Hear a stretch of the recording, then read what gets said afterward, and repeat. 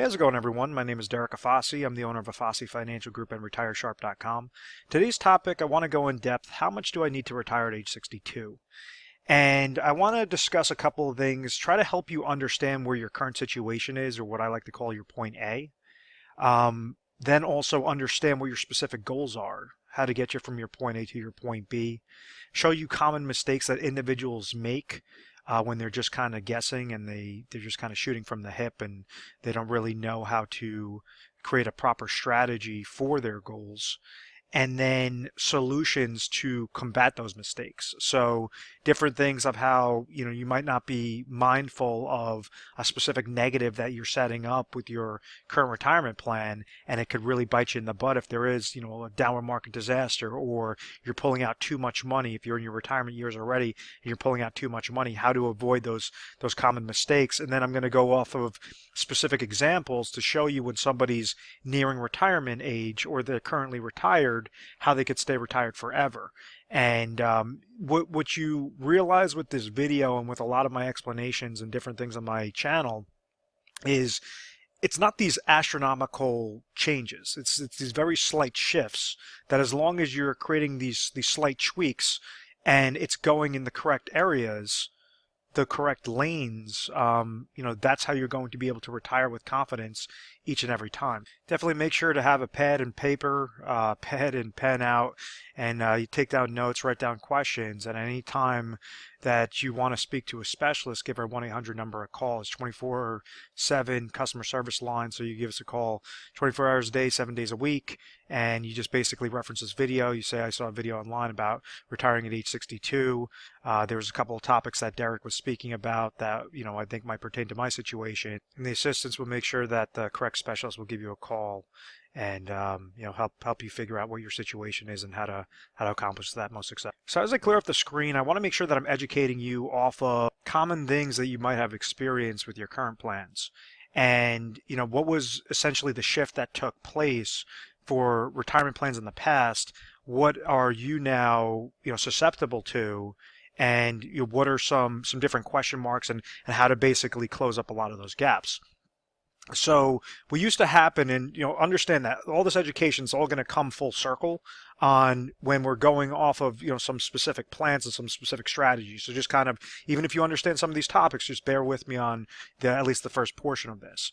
But what happened in the past was individuals were able to work for a company and they were offered something known as a pension plan. So I use the example many times of my grandfather. My grandfather was the elevator mechanic for the city of New York, and he was working for the city. The city was essentially his main employer, and they said, okay, as long as you're giving X amount of years of service, what we're going to do is define what a benefit is for your retirement. So we're going to be paying you a salary, each and every day, each and every week, until you hit that type of retirement age. If you give X amount of 30 years worth of service, at that age, we will start paying you a type of retirement income so that you don't have to ever come back to work, but you'll be receiving X amount of dollars per month for both you and your spouse. And when the second spouse passes away, that's when that income is going to stop. So that's known as a pension plan. It's known as a defined benefit plan. My grandfather, in that example, he was able to just hunker down, work hard, put in overtime, whatever that was, be loyal to the employer, be loyal to the entity that he was working for, because he understood that they were investing dollars on the back end that would get triggered, that would pay him X amount of dollars of income each and every year until the day that he passes away, or him and my grandmother pass away. So with that defined benefit plan, that makes retirement planning very easy, because at that point in time, he retired in his late 50s, but let's just say if he retired in his early 60s, he would be able to receive whatever that pension income was. He didn't have to invest these monies in 401k related plans. He didn't have to go and try to cherry pick and choose the best funding options available and manipulate that with the stock market or the bond market and try to really cherry pick to grow his retirement nest egg. He just basically worked for the company, and the company was providing him that benefit on the back end. So rather than try to make his retirement formula extremely complicated, we understand that when he retired, if he was in his early 60s, he could trigger his pension income. And let's say that brought him $4,000 per month. and then also Social Security income that you could take earliest at age 62, if that brought in another $2,000 per month, this is $6,000 per month of income. So as long as his income each and every year, or as long as his income each and every month, him and my grandmother's income each and every month, were greater than what their expenses were, they could live their retirement years with confidence. Their income is higher than what the expenses are. So if now, let's say if he was bringing in $6,000 per month, but he decided, oh, I worked my whole life and now I want to go and piss all this money away and, try to ring up my debt and go on all these lavish vacations, and now he needs $10,000 per month of income, that's a large gap there. So the first step to trying to retire early is make sure that you understand what your expenses are and understand what your budget is and stick to that budget. There has to be a type of, hold your feet to the fire and make sure that you're not just, patting yourself on the back for working so many years. There has to be a reality to the situation. If you want to go and try to, piss money into the wind after you retire, that's going to result in a very large mistake. And what's going to occur is you could try retiring when you're 62 and then realize, oh my gosh, I have no more money left by the time you're in your 70s. And now you have to go back to work. And, everything that you thought of retirement being this great, wonderful thing did not occur. So the first thing is you definitely have to stick to a set of rules, stick to a specific plan. The most important one is be conservative and understand what your expenses are and really own what your expenses are. So now I also understand that individuals watching this video, majority of them unfortunately do not have pension plans, or if they do have a pension plan, it might be, such a small dollar amount and there might be some other savings involved that you had to save yourself. So this is where you had the implementation of ERISA, the ERISA Act of 1974, which shifted how retirement plans worked. And what happened was, rather than the risk being thrown onto the employer, so like my grandfather's situation where they were investing dollars on the back end to provide him a set retirement income stream for him and my grandmother until the second spouse passes away, and they're trying to calculate what that actuarial data is to say, okay, we have to give away X amount of dollars per month, but realistically they're going to pass away when they're in their 80s, their 90s, and we're going to utilize the law of large numbers.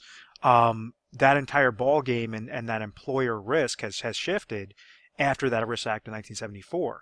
And what it did was it allowed individuals, it allowed employers to create sorts of retirement plans for employees that the employees could invest themselves, and therefore transfer that risk from the employer directly to the employee. Hence the implementation of the 401k plan. So if you've ever heard these retirement terms, a pension plan could also be known as a defined benefit plan off of a 401k plan or other type of qualified plan like a 403b, a thrift savings plan, 457 plan are known as defined contribution plans. And it's not that complicated of a term. All it's saying is that the employer defines what the benefit is under a pension, as opposed to the employer just defines that you could contribute into that plan, defined contribution plan. So that's basically the more complicated of the difference between defined benefit versus defined contribution. Now, with 401k plans, the way on how these work, and actually let me clear this off, how a 401k account grows, I want you to think of that like a bucket. As you have an individual that's working for an employer, the employer is obviously paying this individual a type of salary or income, and now they're saying, okay, when you start working for us, we're going to give you your employee benefits package, where it's going to have your health insurance, life insurance, different ancillary products, and then also you could add dollars into a 401k each paycheck or every pay period or each month or at the end of the year, whatever that case might be. So as this person's getting paid, let's say this individual's making $100,000 in a given year, and they decide to put away 10% of their salary into their 401k plan, that shows that the contributions being placed into that 401k plan are going to be $10,000 for that year. It's basically a percentage off of whatever the salary is, and then that's what's going to add in the contributions. 401k plans, in order to further incentivize somebody to add dollars in there, the employer saying, hey, we're not just completely screwing you over and not giving you a pension plan. What we're going to do is try to still retain good employees here, or at least provide you an incentive to invest into this plan and to try to stay with our company. So we're going to give you something known as a match. So this is where you might see like a 3% match off of your money. So if somebody's making $100,000 and they put 10% of their salary in there, that's $10,000. They're going to also receive $3,000 of a match. If they put $3,000 in there, then they're also going to be receiving $3,000 of a match. If they put $1,000, which is only 1%, they're only going to receive $1,000 of a match. So it's usually up to that specific percentage, and then sometimes you have different variations of that. But the point I'm trying to make is this 401k bucket, or these qualified employer-sponsored retirement plans, they grow by the contributions and the rate of return that's associated with that type of 401k bucket. So the rate of return, these are determined by the different funding options available. So rather than having the employer invest those monies for you on the back end and decide how much income you're going to be receiving by X amount of years of service, they're saying, nope, we're washing our hands of this. We're going to tell you, okay, you have about 10 to 20 funding options to choose from, but it's all on you. You know, we might give you some different educational pieces, or might assign a financial advisor that you could ask questions with, but ultimately it's whichever options you choose. Think of them as eggs in your basket. That's what's going to determine what your rate of return side is. So when you had the implementation of ERISA in 1974 and then the implementation of 401k related plans in 1978, well, now you had this large shift from defined benefit plans to defined contribution plans. And what did it do to the stock market? What did it do to growth rates when individuals were contributing to their 401k? And now what you're doing is you're releasing a fire hose. This whole baby boomer generation is now adding more and more and more dollars into the market. So now we saw this extreme growth on a rate of return side on these 401ks and these types of qualified related retirement accounts, or investment related plans. So as an example, this is a chart of the Dow Jones Industrial Average from its inception, and it's showing you that yes, during certain time frames, the market went up, the market went up, the market went up, the market went up. It was more gradual, and then all of a sudden, what happened from 1980 through 1999? You had over a 1,270% gain into the market. So it's like that fire hose that's being released into the market, and therefore it's inflating the rates of return from all those individuals that are placing more and more dollars into their employer-sponsored retirement plans as a defined contribution retirement-related accounts. Now, what occurred from 2000 going forward was obviously we had the tech bubble bursting, we had the Great Recession, and most importantly, we now had individuals that were pulling monies out of the market to live off of for retirement income. So the purpose of showing you that chart was now you have the pressure of baby boomers that are needing to retire, so they need to liquidate their positions out of the market. You don't have enough of the Generation Y and the millennials that are saving their monies to basically offset that switch. So this is why we're seeing, constant market volatility. And it's not so much like, obviously the market's been doing really well for the past year or year and a half or so. The point that I'm trying to make is that you can't just set it and forget it anymore. You now have to have a strategy. Because if you're going and you're trying to accumulate your dollars, like when somebody's planning for retirement, when they're nearing age 62 for retirement, they're in something known as an accumulation stage. So what they're trying to do is efficiently, from their point A to point B to that retirement age or to their retirement years, they want to efficiently accumulate these dollars. In order to efficiently accumulate those dollars, they have to make sure to eliminate as many holes out of this bucket as possible and eliminate when this rate of return side comes back negative, like a 2001, like a 2008. And case in point is in 2008, you had average portfolios lost anywhere between minus 30% to minus 60%. So if somebody walked into the year with $1 million and they said, okay, great, I'm going to retire, I'm going to pull out 50 grand out of my 401k related bucket or qualified retirement related bucket, they pull out that sort of money, then they get drilled with a 40% drop or a $400,000 loss. And then on top of it, they were paying, 1% in mutual fund related fees, 1% in advisor fees, or we'll call it 10 grand, all these different micro shifts that are further negating how much growth is actually occurring in that bucket. So this person would have walked into the year with $1 million in this hypothetical example and would have walked out of the year with minus $470,000. Their new account value would be $630,000. They pulled out 50 grand and their new account value for that next year is $630,000.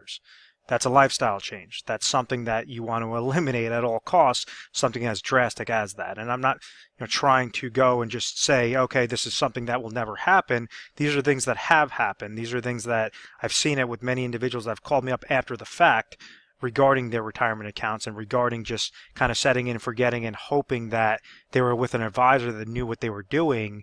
And, it's just very unfortunate with a lot of those cases. So what I just explained in that segment was reverse dollar cost averaging. I'm saying that it's basically the power of compound interest that could negate retirement accounts, and it's basically due by compound interest of negatives. So when you have, if you're investing your monies, your 401k related accounts or different retirement related accounts, let's say you're investing in mutual funds and different really expensive related accounts or investments, those are fees that are involved with there. You might be leveraging a financial advisor, those are additional fees. So think of them as little holes in your bucket. If you get hit with a downward market loss, that's a further negative. That's a further hole or a larger slice to that bucket. And when you start pulling out income, that's a further negative. That's another hole that's coming out of it. And let's say that you now have to combat inflation because your cost of goods and services might be increasing to purchasing power risk throughout your retirement years. So you want to make sure that you at least have a plan set up for inflation, because if you have to pull out more money, that's going to be further holes out of this bucket. So what we're seeing is the power of compound interest, rather than work towards that account and work favorable towards that account, it's actually starting to negate and making individuals outlive their retirement savings very easily. So for the first stage, when you're nearing that age 62, if your ideal age is to retire at age 62, you just want to make sure that the closer that you're getting there to that stage is you just want to be very efficient with what your fee structure is, what the funding options that you have available to you. So like with a typical 401k related account, I say there's about 10 to 20 funds to choose from, or 10 to 20, think of them as eggs in your basket. So if you're controlling, basically the dollar amount that you're able to control into a 401k plan is your contribution side. This rate of return side, this is, where you have the investments, and you just want to make sure that you want to have proper asset allocation, meaning, it's always good to participate in the stock market, but what happens with the stock market? The stock market could go up, stock market could go sideways, and the stock market could go down. Proper asset allocation means that as the market's going up, how could you receive a gain into your account? As the market goes sideways, how could you receive a gain into your account? As the market goes down, how can you receive a gain into your account? So something that might not be correlated, or you have a combination of different things that are not correlated to each other, so you could have more of that safety and eliminate those large drawdowns, those large downward market losses that are, further compounding that reverse dollar cost averaging effect. And what I mean by that is different asset classes. So, one asset class might be stocks, and then you could break that up into like domestic stocks or international stocks. Then another non-correlated or negative correlation might be bonds. Then you might have commodities, and break that down into, gold. You might have real estate is another one. So you have these slew of combinations that you might have available in your 401k through different indexes or different mutual funds related within there, that will give you a proper asset allocation strategy. So, that's something that as you're nearing that ideal retirement age, how exactly can you be more efficient, more effective, with that strategy? And that's something that we try to help out with. We run like 401k stress tests, and we try to show you different, actually, science and math behind it to see what might be ideal for your exact situation with the eggs available in your basket to choose. Now, why is age 62 such like a, focal point? And the reason why is because age 62 is when you could trigger Social Security income the earliest. Now, you have some advisors that they'll say, oh, always wait till age 70 to trigger. You have some advisors that say trigger income, Social Security income as early as possible. My philosophy on it is it's whatever works for your specific situation. Each situation is going to be different, dependent upon you and your spouse, the different ages, the different sorts of benefits, the survivorship benefits, different things that you could leverage within the Social Security income system is ways on how you could supplement that income. And we understand that as long as your income in retirement is greater than what your expenses are, you will have a confident and happy retirement. So the large misconception, though, is individuals try to associate Social Security with Medicare.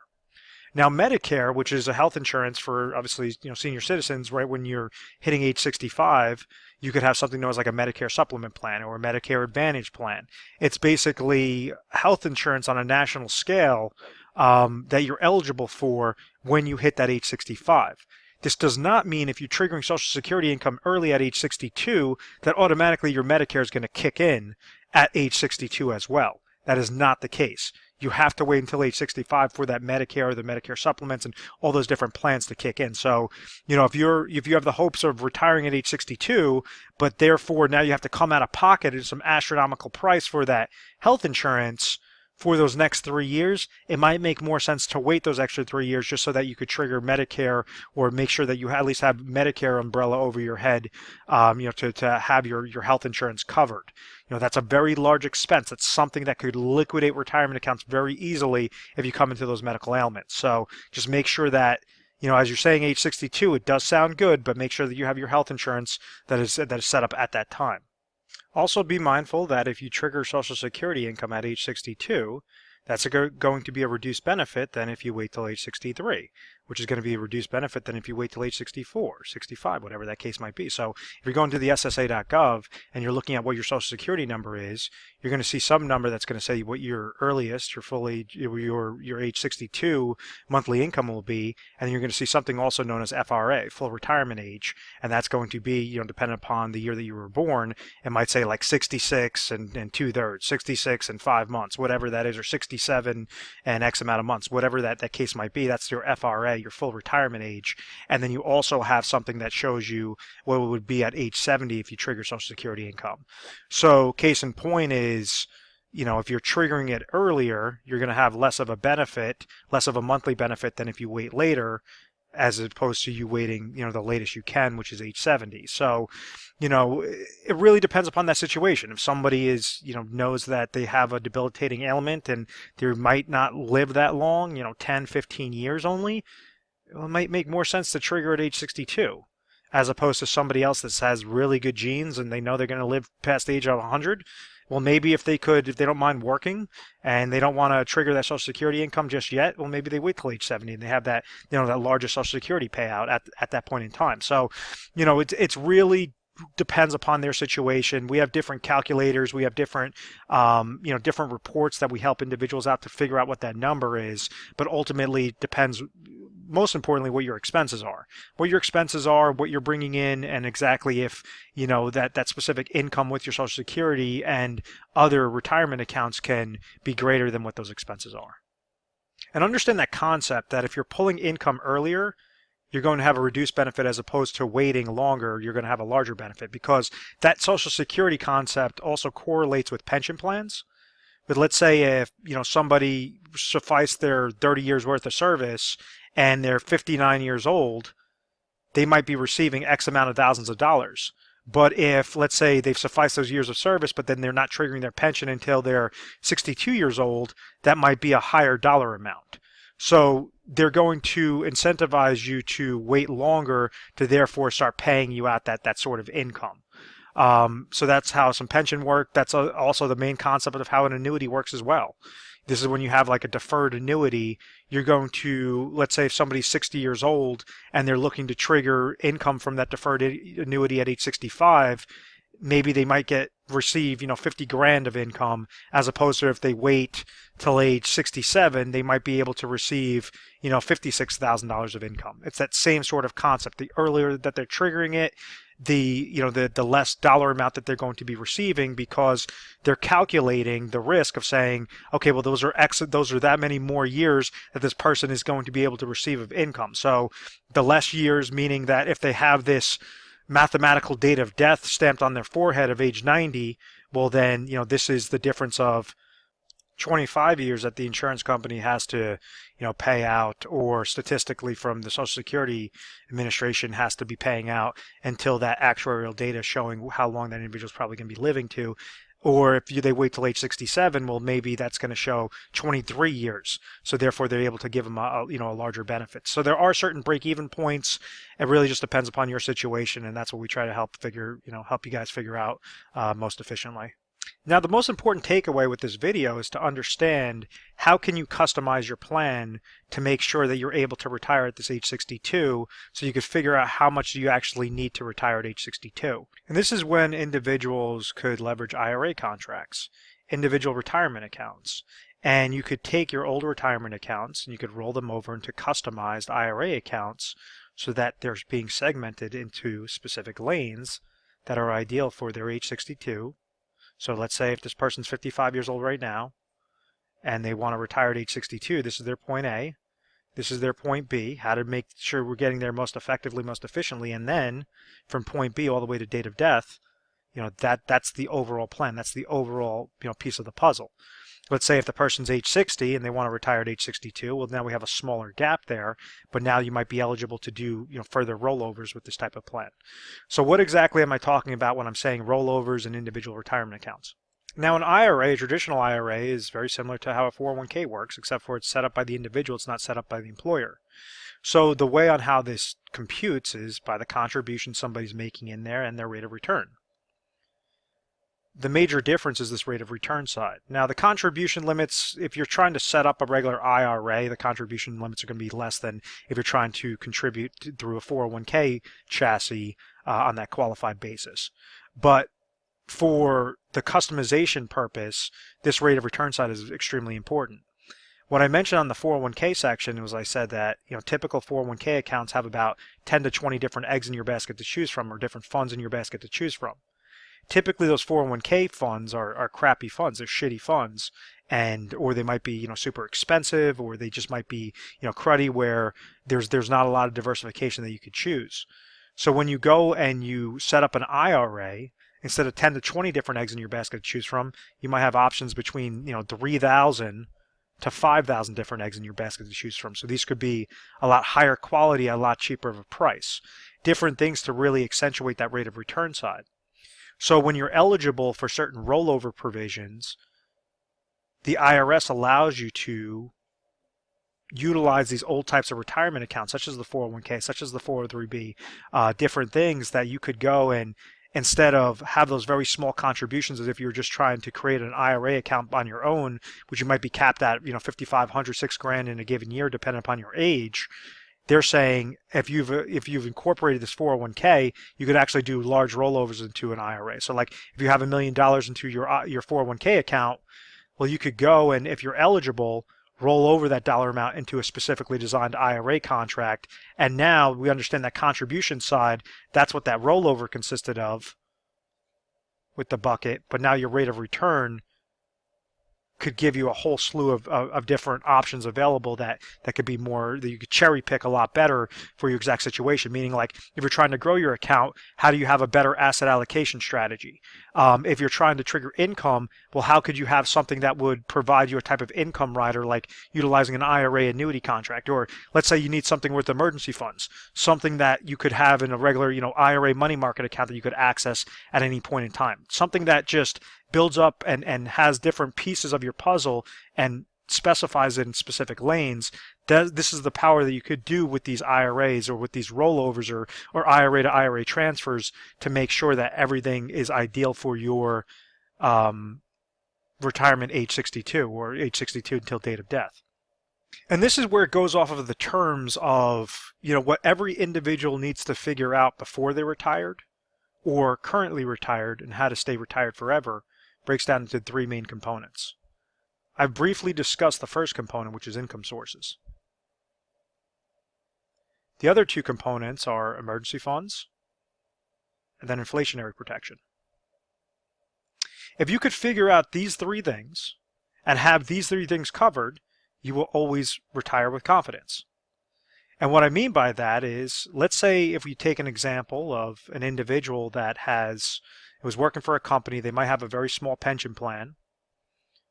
They're wanting to trigger Social Security at age 62, so they have Social Security, that's another income source. And then they also have an old 401k account sitting at an old employer of $200,000. Let's say this person is currently age 60 right now, and they're contributing to their current employer 401k related account. And let's say that's valued at about $500,000. So they want to be, trying to max out those contributions, or they're trying to contribute that, most efficiently, most effectively. But once again, their ideal retirement date is age 62. So first off, we want to know, okay, we have these little buckets that are sitting there. This is an old 401k. This is a current 401k.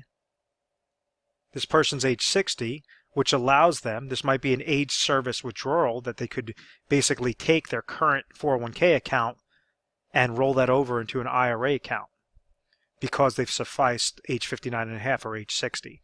That might be one thing that makes them eligible. Because let's say if they're not eligible at age 60, they have to wait till they sever employment with that employer in order to do the rollover. Well, then you could at least roll over this $200,000 in the old employer, because when you suffice working, when you no longer work for that company, you therefore have the eligibility to roll over those old 401ks. Or if, let's say, this person established an IRA and has been contributing to an IRA account, well, that's something you could transfer an IRA to a new customized IRA account. So there's a whole slew of different things that makes this third component of the income source favorable for that individual situation.